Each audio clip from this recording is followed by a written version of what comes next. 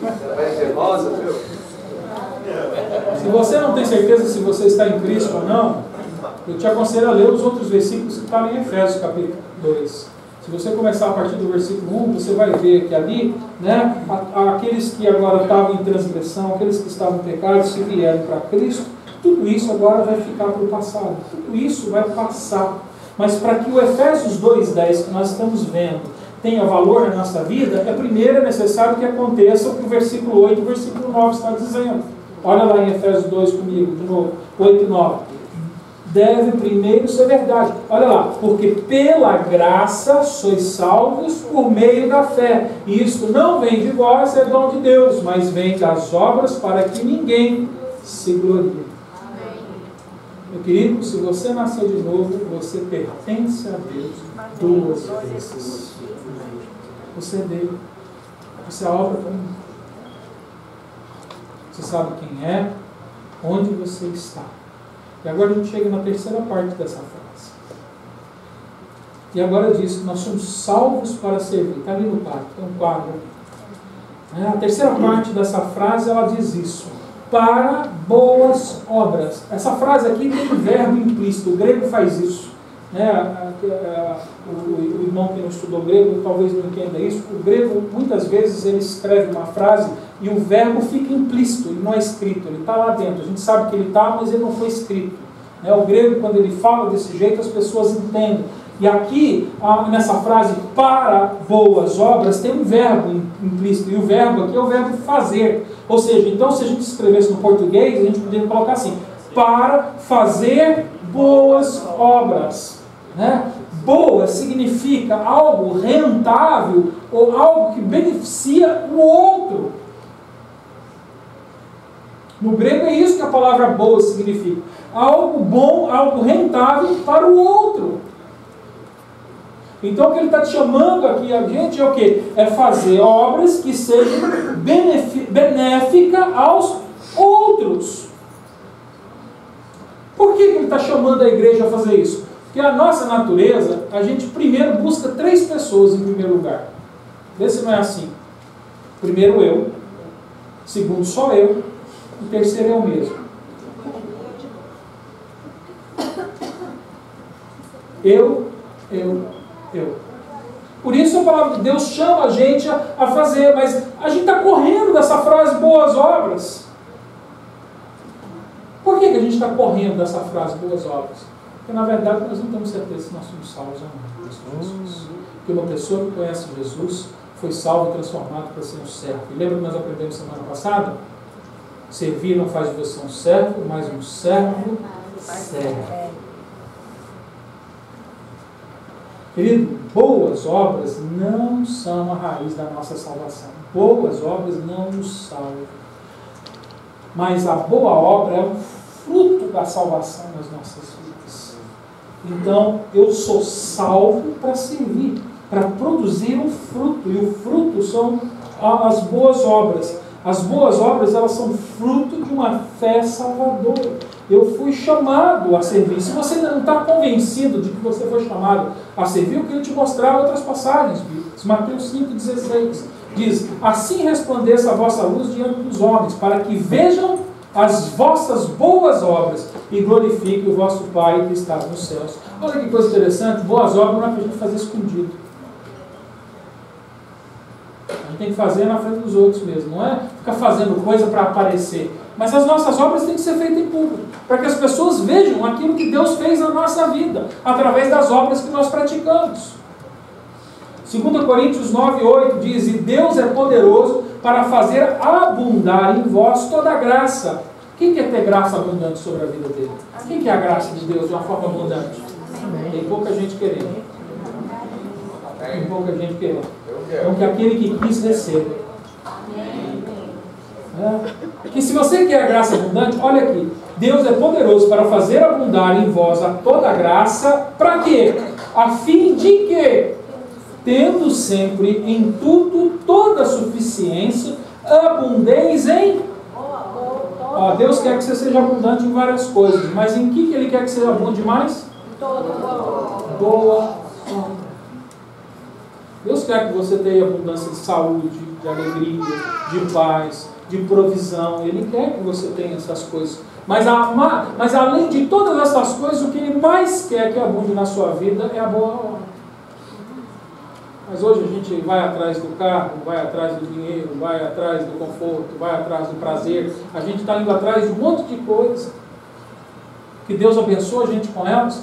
A gente não vai atrás daquilo que é mais importante para Deus. E Ele acabou de deixar aqui na lista que todo, Ele quer que você abunde em tudo, mas do tudo, o mais importante para Deus é o servir. Por isso está ali no quadro, salvo para servir. Tito 2,14 diz que se deu a si mesmo por nós para nos remir de toda iniquidade e purificar para si um povo seu, zeloso de boas obras.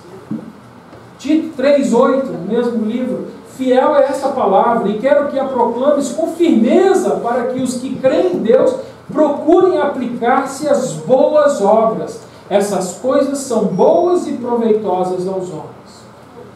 Quem ficou com raiva de mim semana passada disse que eu fui muito duro? Não, eu não fui duro, fui firme. Está aqui, ó. Achei o versículo bíblico aqui, ó.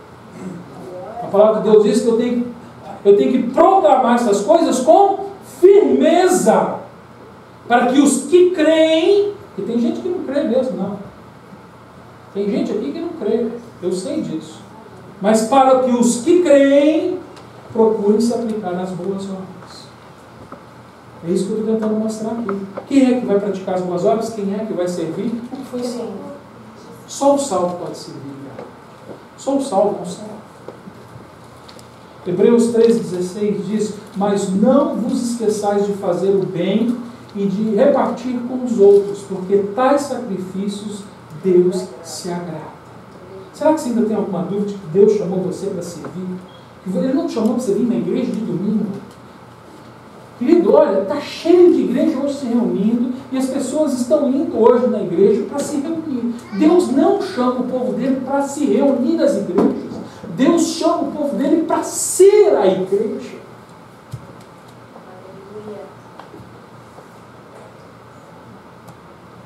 Você tem que parar de vir de domingo para se reunir. Talvez isso traga algum conforto, massageie a sua consciência e diz assim: não, hoje eu fui na igreja e estou bem com Deus. Hoje eu até fiz uma oraçãozinha lá, o pastor orou por mim, me abençoou. Tem dia que até sou mais afortunado porque o pastor pôs a mão na minha cabeça. Sabe essa vida, querido? Já foi chamado para servir. Olha, eu dei 12 peças do quebra-cabeça aqui. Eu queria chamar essas 12 pessoas para vir aqui me ajudar a montar esse quebra-cabeça. Eu queria que você colocasse aqui junto com essas pessoas. Me ajuda a mover essa mesa aqui um pouquinho, né? Vem aqui, Paulo, me ajuda aqui. Rapidinho, vamos lá. Vem, as 12 pessoas. Não foge do compromisso, não. Vamos servir. Vocês vão precisar de um do outro aqui para montar o quebra-cabeça. Vai, com vocês, com vocês.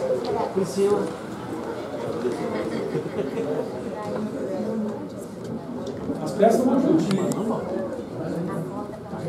É uma coisa só, hein? Vocês precisam trabalhar junto aí. Você não foi chamado, não? Ih, tá sendo. Hã? Paulinho. Olha só, Paulo, faça a boca. Isso é bem.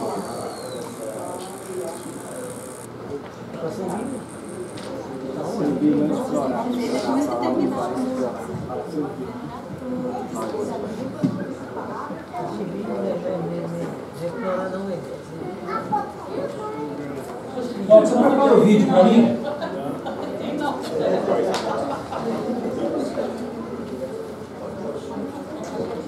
Você prepara o vídeo para mim, Cláudio, por favor? Precisa. Olha o fundor aí. Vou montar um negócio.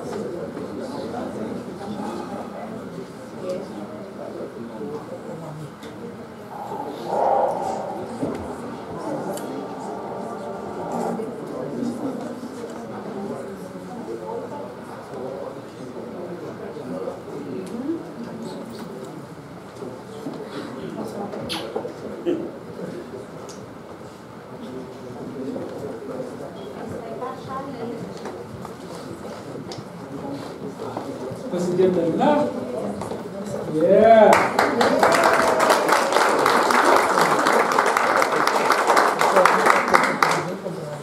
Está aqui, né? É na hora que me ajudou a fazer.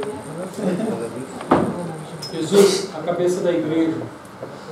A igreja não é um prédio, não é uma casinha, uma cozinha.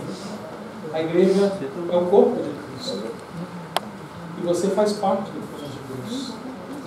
Você viu que para que a gente pudesse formar a igreja, toda essa quadra aqui, a gente precisou que cada um fizesse a sua parte. E cada um encaixasse o seu serviço no lugar certo. Cada um colaborasse para que a gente pudesse ter o corpo formado. E se a sua atitude em relação a Cristo não for essa, de uma parte importante dentro do corpo, nós não vamos ver esse corpo sendo manifesto neste lugar. Se você quer ver essa igreja fazendo diferença nessa cidade, porque é bonito a gente cantar as músicas e falar, né, e proclamar. Eu fico vendo aí no Facebook aí os títulos, né, das vigílias. Abala Nova York, abala New Jersey. Nós não vamos abalar, desculpa o vocabulário, porcaria nenhuma, se nós nos desenvolvermos no nosso coração no servir. Porque vigília não abala coisa nenhuma, só faz barulho e acomoda o vizinho lá fora. Deixa os crentes no sol. Só isso. E na verdade essas vigílias que hoje estão sendo aí anunciadas não são vigílias. A vigília verdadeira do Senhor Jesus é a vigília que acontece 24 horas por dia, onde eu vigio todo dia para não cair na cilada do inimigo. Eu vigio para andar com o Espírito Santo de Deus. E eu me reúno com a igreja para orar, para participar, para ter comunhão, para louvar a Deus. Não é um evento que vai abalar a minha cidade, querido. É o meu viver diário. É o meu servir contínuo.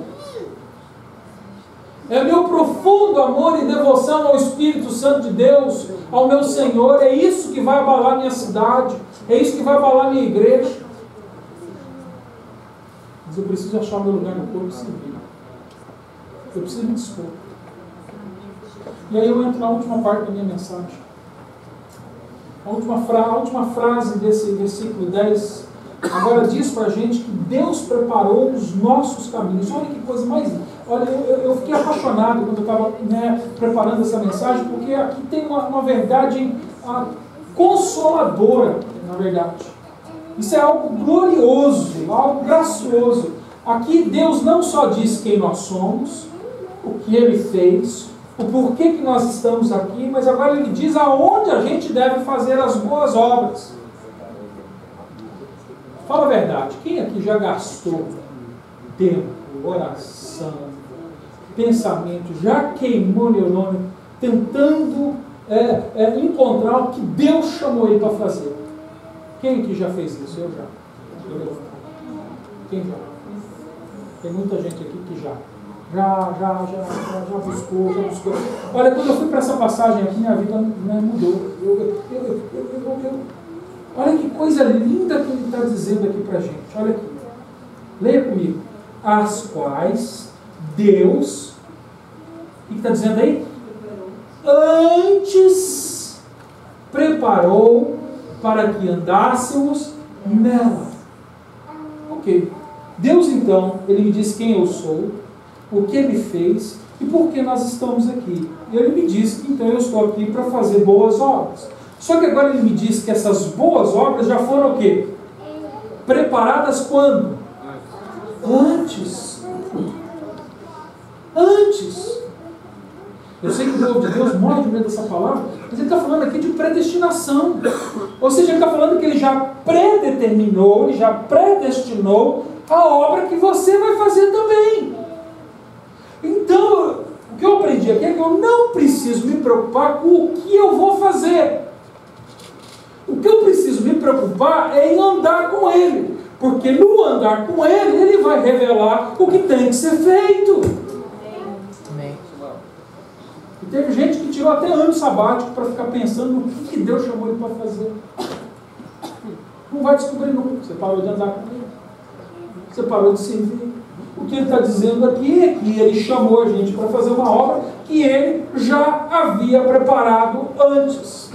E se você não acredita que Deus faz isso, Jeremias 1,5 ele diz: antes que eu te formasse no ventre, te conheci, e antes que saísse da madre, te santifiquei. As nações te dei por profeta.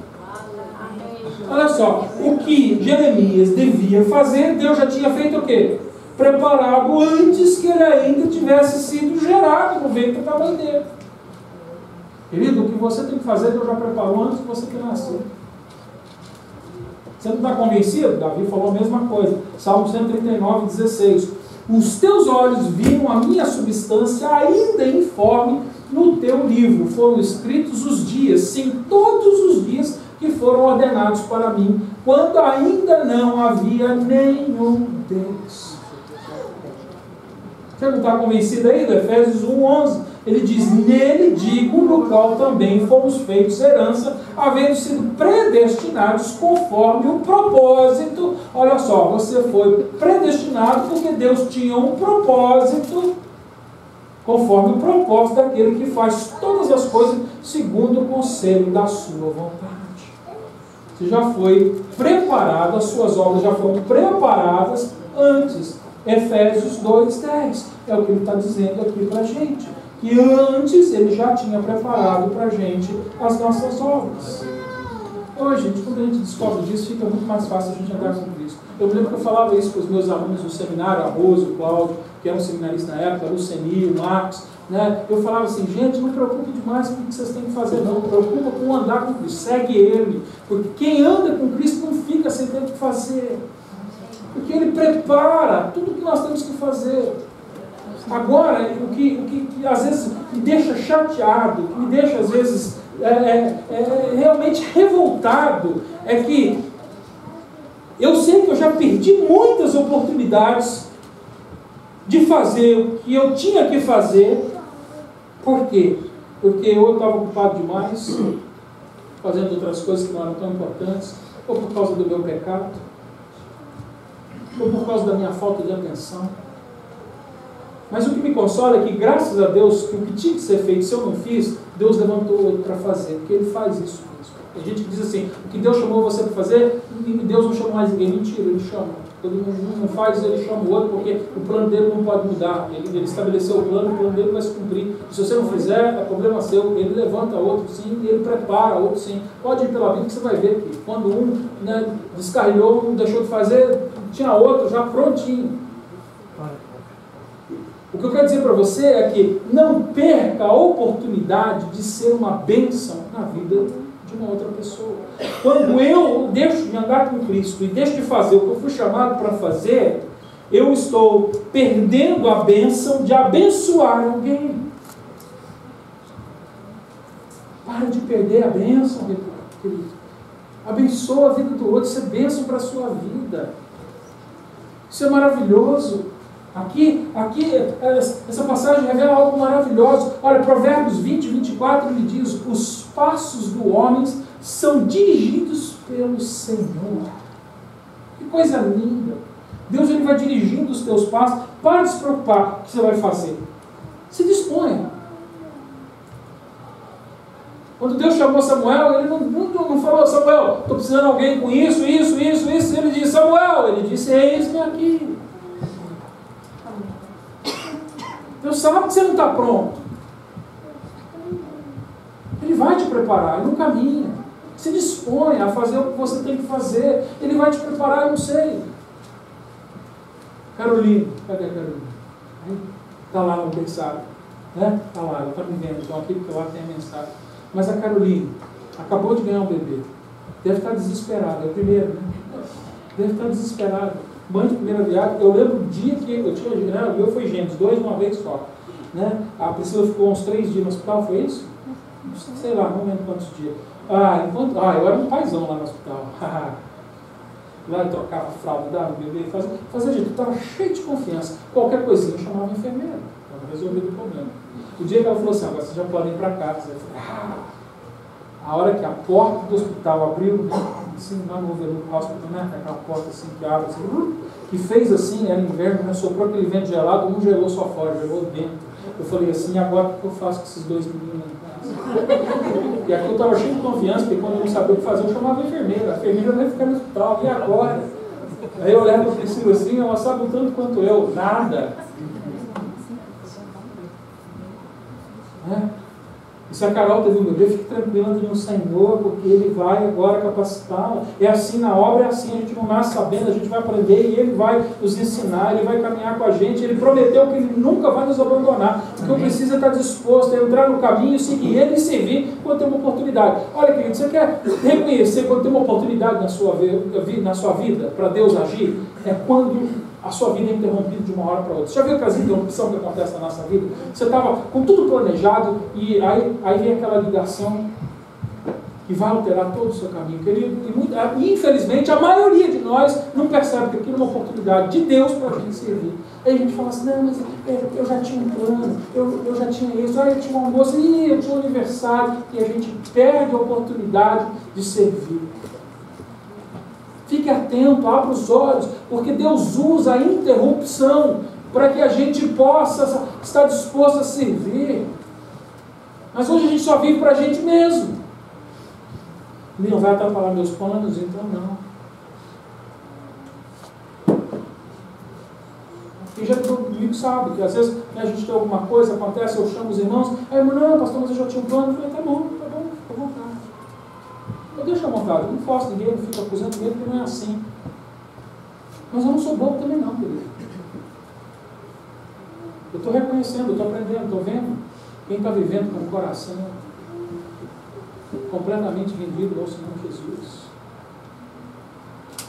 Quem está servindo com zelo, quem está servindo com desprezo. Jesus não puxou a corda de Judas, foi Judas que se colocou na corda. E tem gente aqui indo para o mesmo caminho de Judas. Estou vendo. Triste ver. Estou chamando, estou pregando, estou anunciando. Irmão, levanta, acorda. Vai se enforcar sozinho. Cuidado.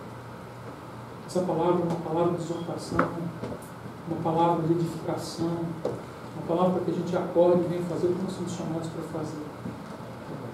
Eu vou parar aqui. Tem mais que eu quero compartilhar na próxima semana, mas hoje eu vou parar por aqui.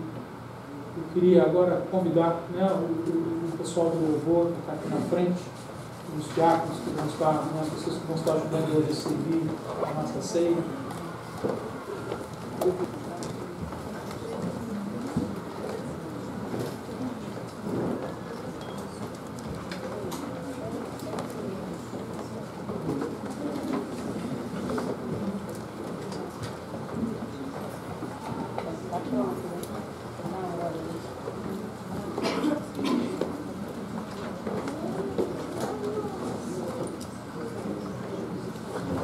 Pastor Cláudio, pega sua Bíblia, vem aqui fazer assim.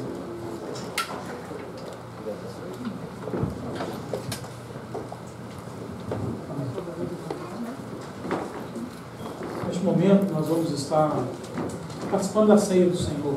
Hoje, o dia que nós celebramos a ceia do Senhor Jesus, nós fazemos isso para lembrar do sacrifício que Jesus fez, servindo na cruz do Calvário. A ceia é um memorial para que a gente se lembre de que em Cristo Jesus nós temos perdão pelos nossos pecados. Em Cristo Jesus a nossa conta foi paga. E é importante a gente celebrar a ceia com frequência para que de tempo em tempo a gente faça uma reflexão de como nós estamos vivendo a nossa vida no Senhor Jesus. A palavra de Deus, em 1 Coríntios capítulo 11, diz para a gente que a gente não deve participar de uma maneira indigna do Senhor, da ceia do Senhor Jesus. O que isso significa para aquele que já conheceu Jesus? Significa que muitas vezes nós começamos a nos desviar dos caminhos do Senhor. Nós deixamos de andar em comunhão com Ele. Nós pecamos. E a oportunidade que a gente tem neste momento agora é de nós refletirmos e pedirmos perdão dos nossos pecados, para que a gente possa participar da ceia de uma maneira digna. Por isso é um memorial, para que a gente lembre de que nós temos agora um advogado que morreu pelos nossos pecados.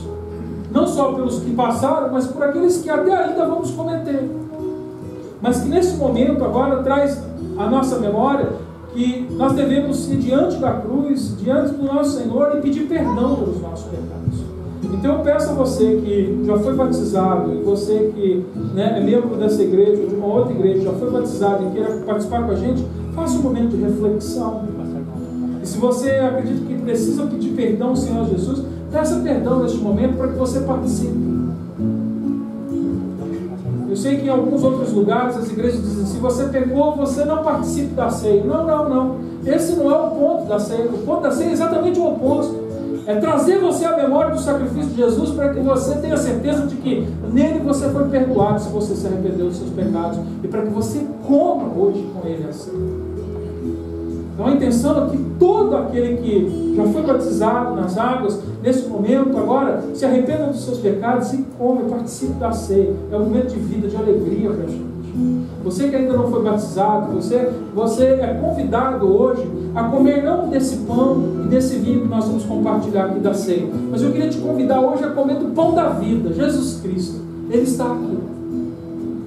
Você convide Jesus hoje a entrar na sua vida, porque Ele é o alimento que nós precisamos. Ele é tudo o que você precisa no dia de hoje.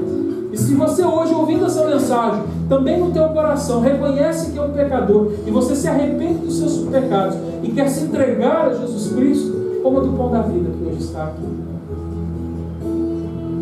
E a partir desse momento, em breve, depois do seu batismo, você vai poder também participar com a gente no momento da ceia, no momento do pão e do vinho. Queria que todos fechassem os seus olhos e orassem comigo agora. Pai, em nome de Jesus, neste momento eu oro pedindo que o Espírito Santo de Deus venha falar com cada um. Que a Tua palavra seja viva nas nossas vidas e que essa mensagem, Senhor, venha revelar aos nossos corações quem somos, quem podemos ser, quem Tu és, Senhor, e o que temos que fazer. Se hoje, Senhor, os Teus filhos que estão aqui já Te conhecem, percebem que precisam servir mais na Tua obra, Senhor, Pai querido, dê a eles, Senhor, a oportunidade. Derrama a Tua graça e a Tua misericórdia. Se hoje alguém está aqui e ainda não se entregou a Ti, Senhor, eu peço que neste momento o Teu Espírito Santo venha convencer do pecado, do juízo e da justiça, para que ele encontre salvação na manhã de hoje. Em nome de Jesus, eu oro a Deus. Amém. Amém. Eu quero fazer uma pergunta. Alguém aqui hoje, que ouvindo essa mensagem, reconhece que é um pecador e entrega a sua vida nas mãos de Jesus, faz um pequeno sinal para mim, eu quero que você fique onde você está e nós vamos orar por você como igreja. Tem alguém aqui hoje que entrega? Glória a Deus. Glória a Deus. Tem mais alguém aqui hoje? Glória a Deus. Glória a Deus. Amém. Amém.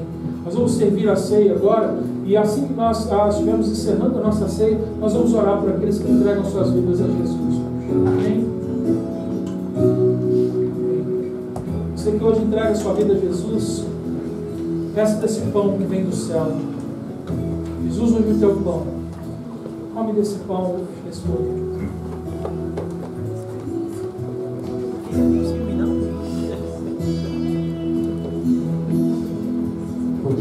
Deus para os alimentos.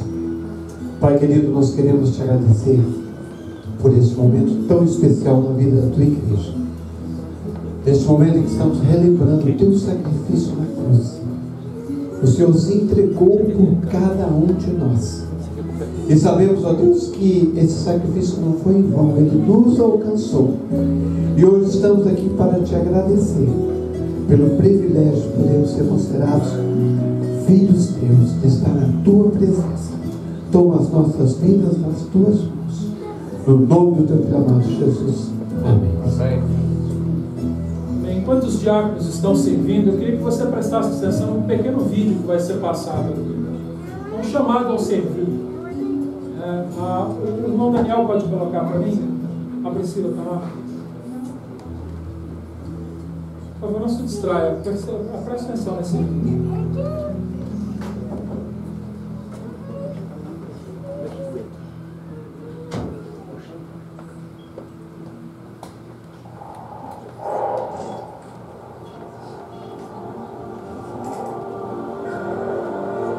Em pequenas, with one.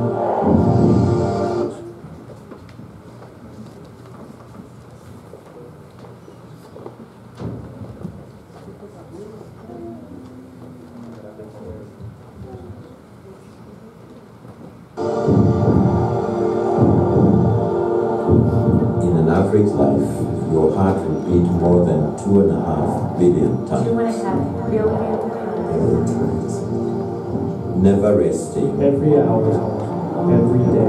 always searching. Bring your treasures. Fill your heart with blessings. You only have one heart, one life. I only have one life. What will you do?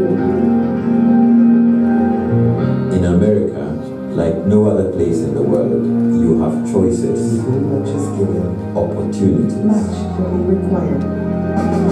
Is it safe to drink water in your country?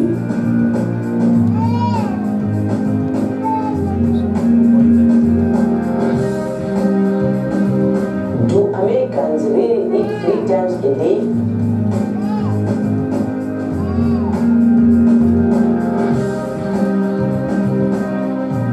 Are there schools in your country for every child?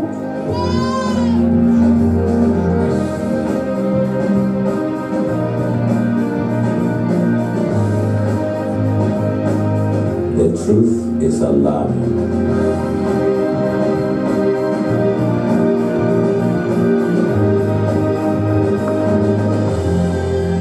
AIDS is destroying Africa. In some countries, 1 out of every 4 people is infected and suffering from the disease. AIDS is wiping out an entire generation, leaving behind more than 10 million orphans. Who takes care of all the orphans in your country? Are you tired of people saying there's nothing you can do? Too big. One person can't change the Are you going to sit back and watch? I only have one life. Or are you going to do something? have one.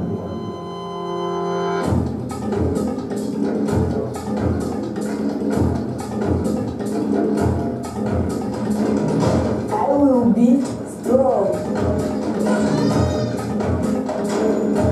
I want to be an engineer. I will be a teacher. I want to be a nurse. I can live a long time.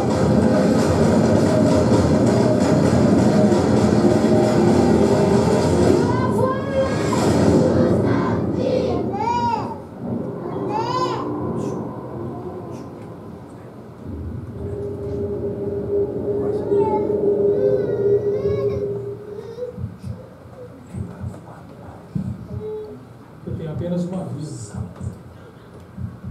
Faça alguma coisa. Talvez, se você hoje não pode ajudar uma criança na África, você pode começar aqui, saindo de um lado da sala e ao outro. Talvez hoje, no final desse culto, você deixe de conversar com aquela pessoa que você conversa toda semana e você vai encontrar uma pessoa nova para conversar. Buscar uma nova oportunidade de servir. 1 Coríntios fala que porque eu recebi do Senhor e que também vos ensinei, que na noite que Jesus foi traído, tomou o pão e tendo dado graças, o partiu e disse: tomai, comei, este é meu corpo que é partido por vós, fazei isto em memória de mim. Façamos todos em memória do Senhor Jesus.